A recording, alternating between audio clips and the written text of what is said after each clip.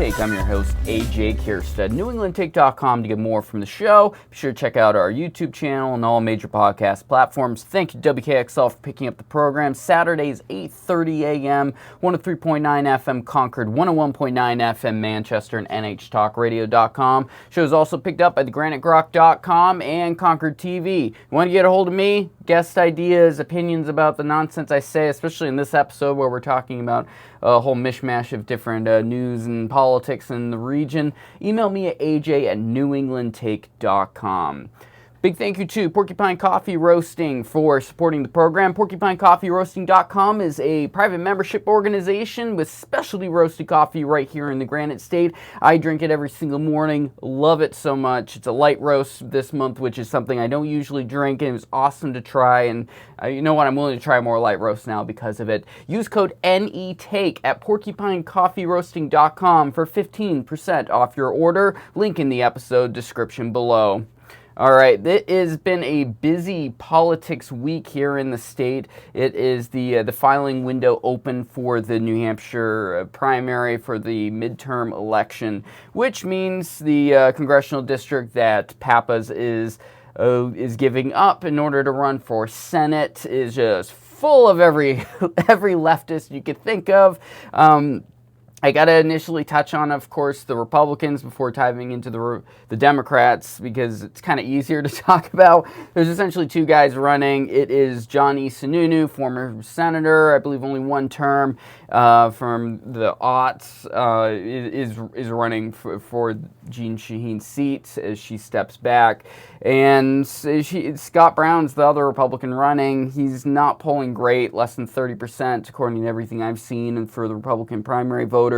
And Johnny Sununu's taking the lead. He's got the big endorsements. He's got Americans for Prosperity. He's got all the big players, and he's got that name recognition that you cannot ignore. And something that it's the joke I'm going to continuously make, and I hope someone honestly does it, I would love to see exit polling on Election Day for Republican voters to give them a leading question, say, did you vote for the former governor for Senate? Because I bet a lot of people are not realizing this is a different Sununu. This is not Chris. This is his older brother. And the name recognition goes a long way. This be an interesting test to see if this name recognition has to do with just general, it's a trusted name, it's a trusted family, or people honestly don't know who the hell's running. Is it their dad who was who was a chief of staff back in the day for H.W. Bush? Sununu's the safe bet. He's a middle-of-the-road, center-right Republican. He's going to make deals across the aisle, for better or worse. Brown, honestly, is, when you look at his policy platform, is the more standard. If you want a conservative in office, he's your guy, and he's been pushing for years, but there's a lot of issues. The establishment in the state doesn't seem to really back him in the same way they do a Sununu in the race. Sununu's got the name and money and everything like that. They got all the connections. Connections go a long, long way. Brown has been doing it trying for a long time. He's a former Massachusetts senator before setting roots here in the state, and he's been running for offices nonstop with no success. And I sincerely hope this is his last attempt to do it, as much as I might agree with him more on a lot of policies versus Johnny Sununu. It's not going anywhere, man. I'm sorry. Go for a state house office or something like that, but I don't see it going anywhere. And obviously Kelly Ayotte's running again, is running for re-election in the governor's seat. I'm sorry, jumping over to governors, but once again, it's very straightforward. Cindy Warmington is the only Democrat that's really seen as honestly running and has the Democratic establishment backing here in the state. And I honestly think she's an empty suit because they got to run someone. Warmington, I don't see getting elected to any office, especially for federal office. And they're just capitalizing on her having a name from running in the previous cycle and losing to Joyce Craig. Like, holy crap, how do you manage that? And Warmington's just a placeholder. They need to run somebody. They don't want to blow any amount of money or time or goodwill with running an actual candidate that they want to run in the future, maybe in another 2 years or 4 years, because every 2 years we vote for governor again. So it's a constant cycle, rinse and repeat here. Ayotte's very popular going into this election. She did not take some of the more drastic Republican-led bills. She vetoed a bunch of them, and where some bathroom bills, for example, and things of that nature. She's gonna coast through this most likely. I mean, they should be nervous because Ayotte has had a hard time with that running for re-election. She lost it when she was in Senate, federal Senate seat, but she's running good into this, so I think it's a no-brainer for her to go through and do fairly well. The Democrats know that. They're already busy with everything that's going on with the House and the Senate. They're just going to run an empty suit that they can just throw away after the end of the cycle. Sorry, Cindy, and move on to honestly figure out whether they want to run a progressive or a center-left person in the future. Strategically, in my opinion, run a center-left person, but I think a lot of Democrats have a bad taste in their mouth with the more corporate Democratic Party at this point, but things might change. I mean, in another year and a half, things could be totally different. We'll see how the midterms go. But going back over to the congressional race here in the state, it's very interesting. Let's just leave it at that. But let's go over here to NH Journal. Mini Bernie, Beauchemin files primary challenge against Goodlander. I've had a page on the show. She's a state rep from Nashua. She's running on impeach Trump, abolish ICE, and support for Israel. That's the to-do list for progressive Nashua State Rep Paige Beauchemin, who's challenging Representative Goodlander in the NH02 Democratic primary. Beauchemin filed her paperwork in the New Hampshire for the Secretary of State's office. She said, quote, "We have all committed to impeach Trump on day one and submit papers as long as it takes. We're working together because we're all Medicare for all candidates, and we all support getting out of Gaza, and we're all for abolishing ICE. I'd like to know who this all is. Is it Democrats? Maybe. Is it across the board? No. There are a lot of independents in the state that are a mixed bag when it comes to actual policies like this." So, is she going to go anywhere? No. In my opinion, no. Maybe she'll be able to. There's something about running for office like this where you are able to kind of push your narrative and push an agenda to hope to push the actual candidate that's going to get it to actually go a certain way, get an energy into into everything, and maybe she's thinking strategically. I honestly think she's a true believer and think she's gonna have a solid chance of beating Goodlander.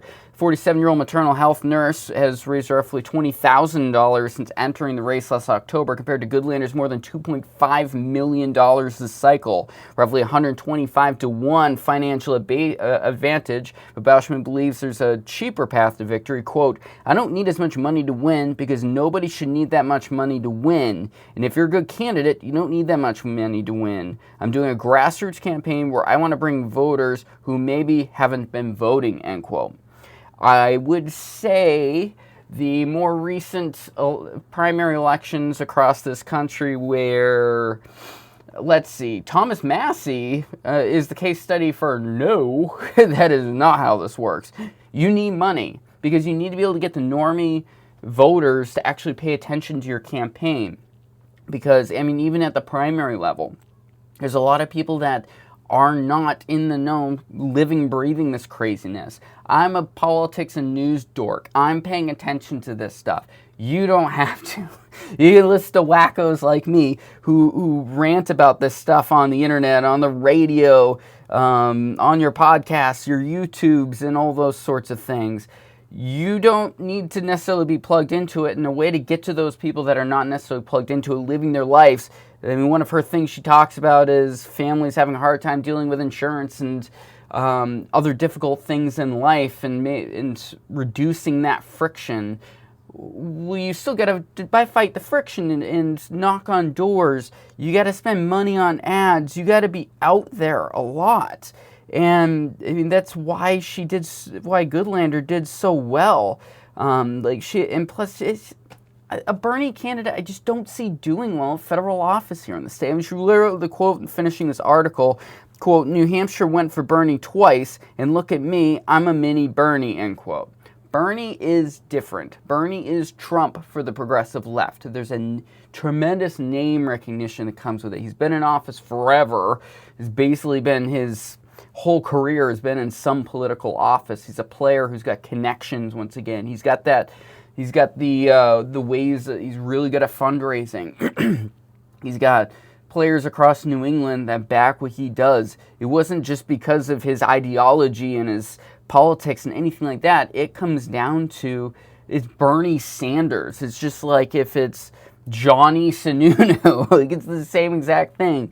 You need the money, and if you don't have the money and you don't have the name recognition because you're just a state rep, I'm sorry, I just don't see that working well. I already disagree with her on a tremendous amount of policy, but I don't even think that's the most important part here. Running politics, you need to have money, and that kind of goes into this other article here from NH Journal.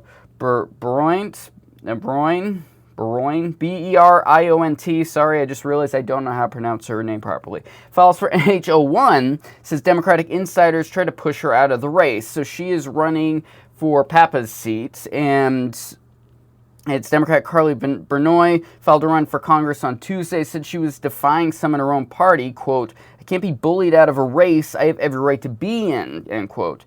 She's an adjunct lecturer at Harvard University who also serves on the Hampton Select Board as part of a crowded Democratic primary for the NH01 seat vacated by Pappas, who's running for Senate. Also in the race are Sarah Chizinski, a nonprofit director and former teacher of Lindenborough, Representative Heath Howard of Stratford, who's gotten a lot of attention, Morris Sullivan, a Marine and veteran who's gotten a lot of attention, also former Obama, she's also a former Obama administration Defense Department official who ran in 2018, Christian Urisha, who is an Airbnb attorney and captain in the Army National Guard, and Bill Conlon, a former state rep from Dover. I mean, ultimately, as a not Democrat, but paying attention to what's going on with the headlines and things like that, Sullivan's been doing fairly well. Urisha's been doing fairly well. Howard's been getting some attention, but I don't know. This is going to be a very interesting race. I honestly don't know how it's going to play out on this side, but it's what's really the main reason why I wanted to bring up this article is one reason many Granite State voters haven't heard of her. She refuses to use social media as part of her campaign. Quote, it's my campaign slogan, more of the same won't fix this, end quote, she said. Rumors swirled for weeks that Bernal might jump over to the governor's race and challenge presumptive Democratic nominee Cindy Mormington. According to what I've seen online, that's not necessarily the case. It's people were trying to push her over to that race because they probably want an actual progressive running as opposed to Warmington, who's a former opioid executive and is getting beaten by AOP pretty severely. Bernal said these rumors are part of a behind-the-scenes bombardment by surrogates from another campaign who wanted her to drop out of the race. She said she's tired of waiting her turn. I mean, she's a progressive. I mean, it's another progressive running, and once again, it's the same as you needing the campaign dollars to actually succeed. And for Beauchemin, it's especially the case because you're running against an establishment DNC-supported Democrat with former National Security Secretary as her husband. She's well connected in the state. She's a former federal attorney over the Department of Justice. Like, you need to put in the groundwork to do that. And with Beriont, it's you need social media, and it's hilarious seeing her say this because her husband is on social media constantly posting things. He's putting everything out there for her. He's only got 1,200 followers on his page, but you need to be in front of where the normies are. Once again, most people are not paying attention to this. They're on the old boomer bug. They're on Facebook seeing what gets the algorithm paying attention. They are not always aware of all these people, especially in this race. The NH01 race is just full of people that are running who have pretty similar stances on things. They are not that far apart when it comes to policies. I mean, there's a lot of nuance, obviously, to a lot of these people in economics, and some of them are much more socialist than others. But I don't see how this is going to work if you're not going to be on social media. You're saying you're not on social media, but guess what? Newsflash, you're on social media. You just don't have your own profile. And running for federal office, you got to be out there doing these sorts of things. You got to get the normies to pay attention. You got to be putting your policy perspectives out there in a way that people can't just manipulate and say, hey, she's actually running for this race when she's not. But she doesn't have the messaging out there to be able to just people to go, oh, no, this is dumb. This is some dumb political thing. Of course she's running for this other seat. She doesn't even have a LinkedIn page. As I went for curiosity, it's like I couldn't find a LinkedIn page for her. She's a coastal elite Democrat who is... She's probably not going to go very far. She might get some momentum here. It's the thing with the primaries and with a race that you run for every 2 years is there's a lot of chances for spoilers and changes and things like that. She might very well get it, but I've only been seeing her get real attention the last handful of weeks. Maybe she'll be able to go somewhere with it, but you got to be on social media. You got to stop saying the nonsense. I'm not on it. When meanwhile she was a guest on the Gracie Gatto podcast, the Agents of Chaos podcast that Representative Reed was on with I think Stacey Brown from the Concord City Council that I talked about a couple months ago. Gatto has many issues that I'm not going to dive into. She's actually reached out to me because she's the comms director for Reed. I'm not really that interested in going down that road. I have way too many issues with Reed to even be bothered. But you're using social media. You're using podcasting. You're on MUR. You're getting the attention. You're doing a fundraiser with your alma mater. Let's stop the nonsense. All right, let's move on to something else here. We're halfway through the episode here.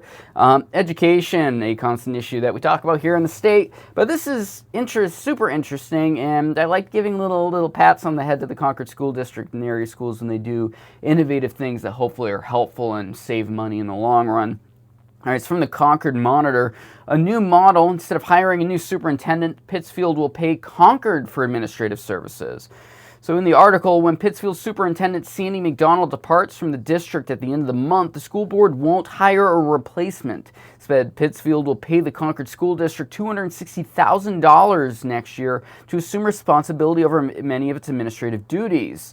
The unusual arrangement is virtually unheard of in the state, but Concord Superintendent Tim Herbert said it could become a blueprint for other small districts in the future. Quote, I do believe as we continue to struggle with revenues coming in for our state, with partnerships like this could be more and more common thing across the state of New Hampshire. He said that the Concord Board of Education, as they approved the contract, the agreement will require Concord School Administrative Office to provide more than 20 categories of service for Pittsfield, ranging from payroll processing to engaging in strategic planning. I am a big-time fan of this because this is basically a pilot for something I've been harping on for a while. Is I sincerely think the school district should be reporting into county. I think we actually give county government something that normal people actually pay attention to outside of the court, the prison, and the sheriff's office. Those are like the big thing, and every county has to have some form of retirement, a nursing facility of some sort. Give them the schools. To be fantastic, and to have Concord that has, just like any school in the state, declining enrollment year over year, taking in these small towns kind of makes Concord a player to pilot that we don't necessarily need so many damn superintendent's offices in the state. The administrative services we pay in the state is like 5% of the school budget statewide every year, and that's millions of dollars. That's millions of dollars that hopefully we wouldn't need if we can minimize that. If we can cut that in half, if we can cut that to a quarter, that'd be huge. Go to is it the 12? Do we have 12 counties? I think it's 12 counties. Go to every county has their own main school district that handles the administrative fees, the contracting, the dealing with the unions, the hiring and administration, the benefits. I mean, you see all the chaos from school care just going totally screwing the pooch and then coming back and requiring was it $112 million from schools across the state. So every school had to pay in either several $100,000 or millions of dollars. That this isn't working. We need to have a change. And hey, maybe if this could be successful, either we continue to have Concord, which is really a hub of a lot of smaller towns, maybe it'd be really successful. Chichester's been getting tons of headlines in the last couple of years, with there also the inability to have a town administrator that actually wants to stay or does have some shady financials going on.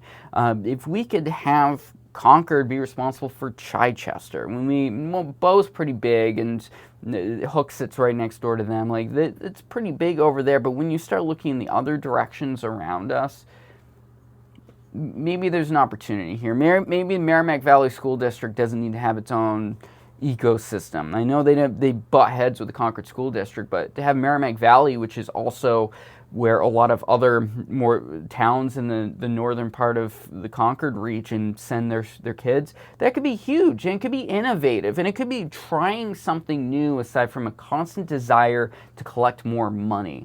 We don't need an income tax, in my opinion. This is Andrew Volinsky's whole thing, is instead of having the property taxes, we just do this. Well, how about we become more efficient and we figure out where we need to make cuts? There's a lot of nonsense with the Concord School District budget for this year, which is still going up. So there's all this craziness. So the Concord Board of Education approved 12.2% tax increase, which still involved a lot of cuts, and there was a lot of back and forth. But the cutting just under 40, held steady operating expenses, increasing less than 1/4%, were achieved by cutting just under 40 staff positions district-wide, which is going to come from retirements, cutting some of the part-timers, the per diem people, and things of that nature. So Concord Monitor also listed all this information.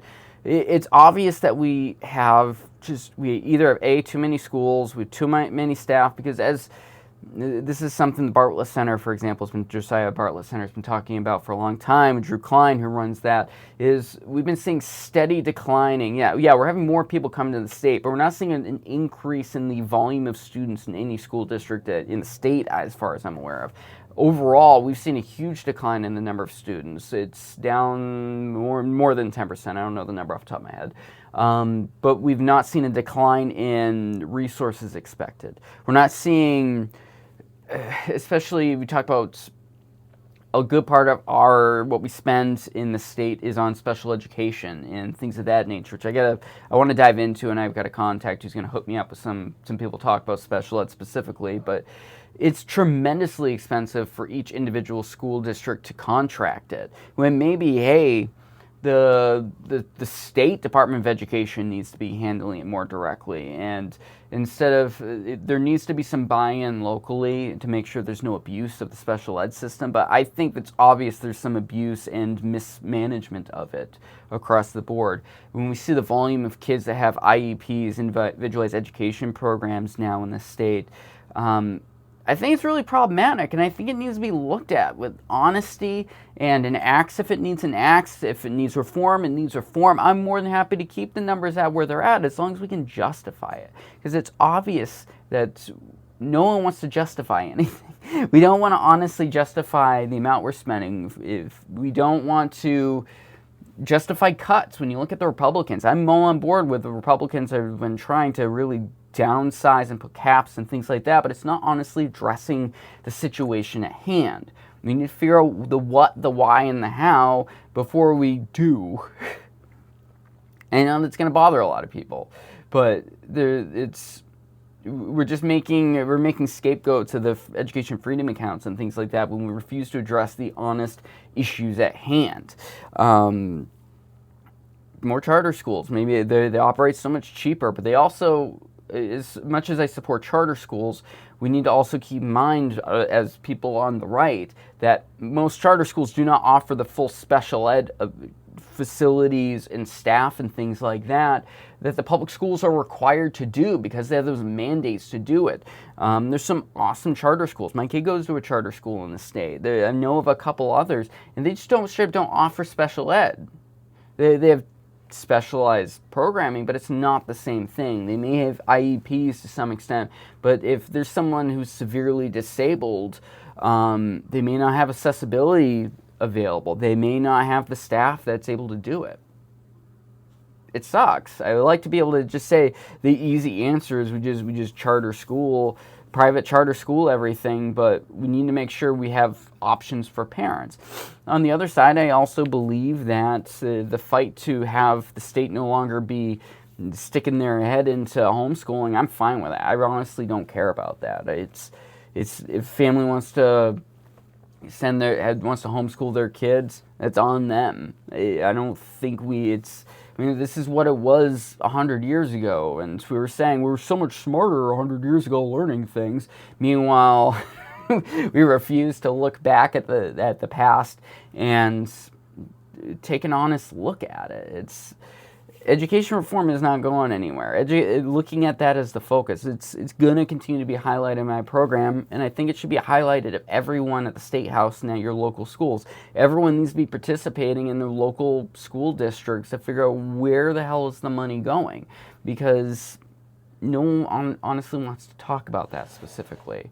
And that's really missing the forest for the trees. Like, if we can't just say that, as especially people on the right that are really up in arms over various issues, if we're not making informed arguments, you're just making propaganda for the other side. And that's not what we should be doing. We need to be strategic. Just like how these candidates that, in my opinion, are not going to do well are not being strategic, in my opinion, we need to also be. We need to not be saying ridiculous things involving race and things of that nature like we see from the LPNH account. We need to also not center everything around trans kids if you're a progressive. Focus on the actual issues at hand so we can start honing it, and maybe little things like Concord School District that's very well funded, as much as they like to cry poverty every 2 seconds. They're very well funded, and there's a lot of really good facilities when it comes to the elementary schools, and the high school has pretty good facilities, generally speaking. It's the middle school that's a problem. Maybe we can actually come together in this. This is my mission in what...